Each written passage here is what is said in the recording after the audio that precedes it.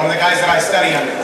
In his book, Everyone Communicates, Few Connect, he asked over 300 of the top executive CEOs in the United States and around the world, what is the one thing you would have given up the education that you have now for, or traded your experience for? And without fail, they said, I would have learned earlier on to be a better communicator.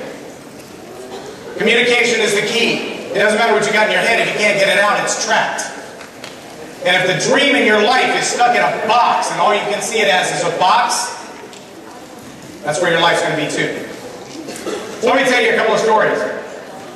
When I was about 5 years old, we had our Christmas vacation. We drove from Iowa all the way to West Texas and back for Christmas. Coming back at Christmas, we're unloading the car. It's about 4 o'clock in the morning. I'm about 4 or 5 years old. And they hand me this box. It's a giant box. It's the only Christmas present my mother got from her mom for Christmas. The only one. Inside this box are plates and cups and little napkins and a picnic basket and a picnic blanket. And even though my dad left when I was about 4, my stepdad was now in my life. When I looked at this box, I had this vision in my head. I could see our family out under the picnic tree and just enjoying our time together. How many of you have a vision like that for your family? Just doing family time, right? Just hanging out. And so I see our family hanging out under this tree. And as I'm walking in the door, and my little clumsy 5-year-old self at 3 or 4 in the morning, I trip over the door frame and I fall flat on top of this box. And I broke everything in it. And it broke my heart. I wasn't hurt, but I cried because I knew that the dreams of having a big picnic as a family in the park was gone with that box. And I knew that my mom's only Christmas present was gone too. My stepdad came to my rescue, if you will. Seeing me laying there on the floor crying, he reached to pick me up. How many of you want to be picked up when you fall? So he reached down and grabbed me. Now, most dads might kneel down and grab their 5-year-old and pick him up off the ground. He reached down and grabbed me by my wrist, snatched me up off the ground, held me in front of his face. And as I was crying, he looks at me and he says, "What are you crying for? I'll give you something to cry for. Go downstairs and take your pants down and wait till I get there. I'll give you something to cry for."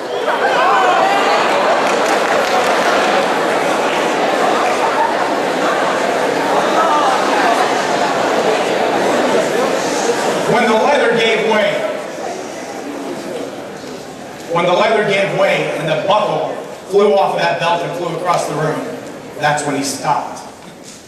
I had bruises from my head to my heels. That is not the vision I had for our family. It broke my heart when I fell in that box, but he broke my will. And the dream of having a family like that went away. Fast forward a few years, I'm in high school, and I entered the science fair, and I created what I called the car of the future.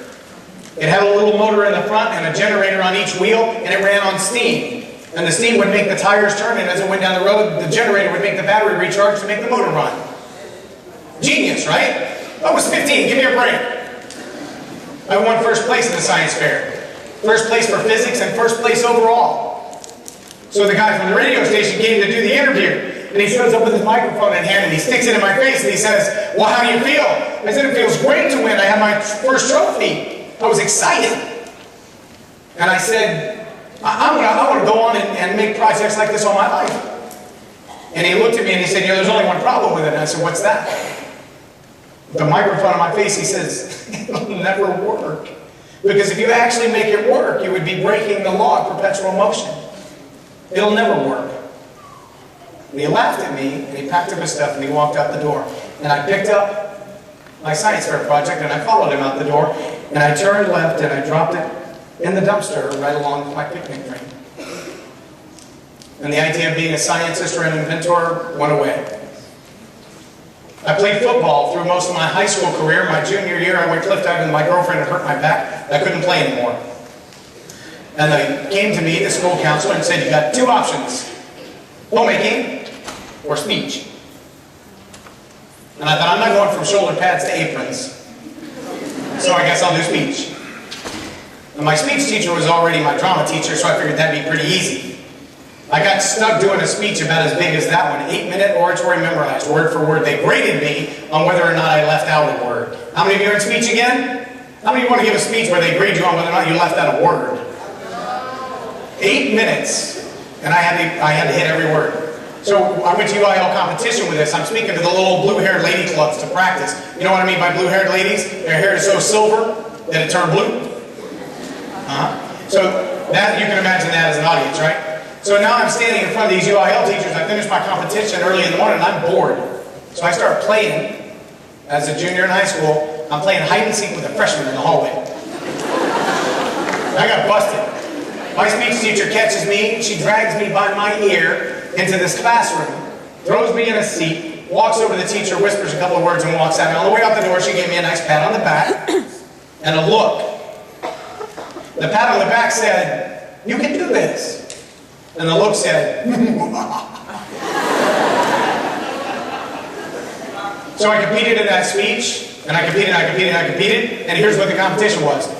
The judge in the room hands me a little tiny slip of paper, just like ripped off the corner of the notepad.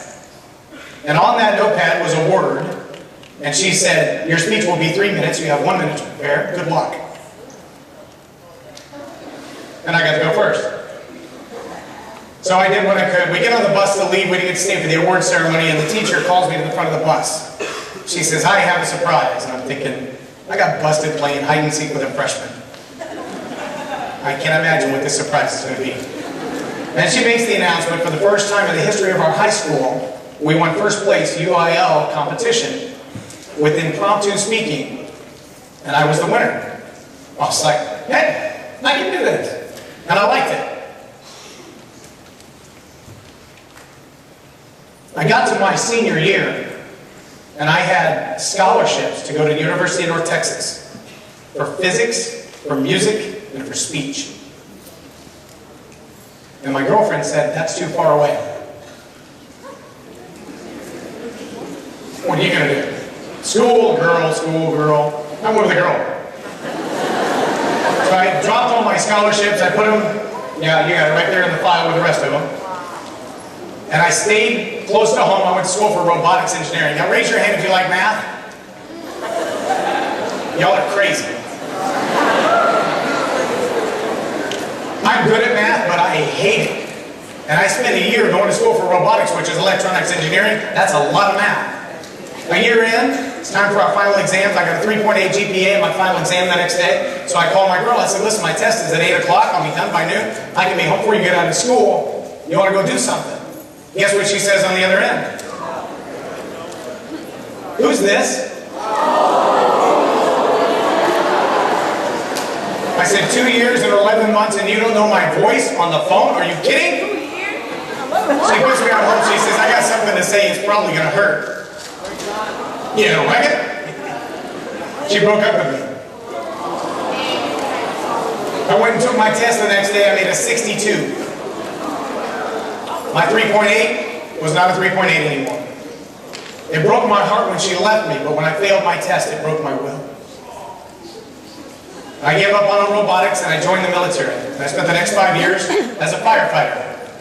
I traveled around the world during the first Gulf War. When I got out of the Air Force, I was still asking that question, what am I going to be when I grow up? And so I spent the next several years of my life trying to figure that out. 20 years, in fact, since I got out of the Air Force. I got married. Had kids.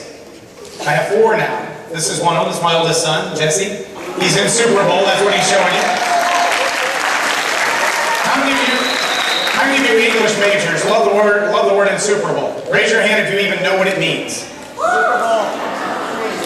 You know what the word insuperable means? Do you? You don't think so? Okay. The word insuperable means this: I cannot be overcome, overwhelmed, or passed over. How many of you like to look at yourself in the mirror and go, "I am insuperable"? Let me tell you something, if you're a linebacker, you better be saying that.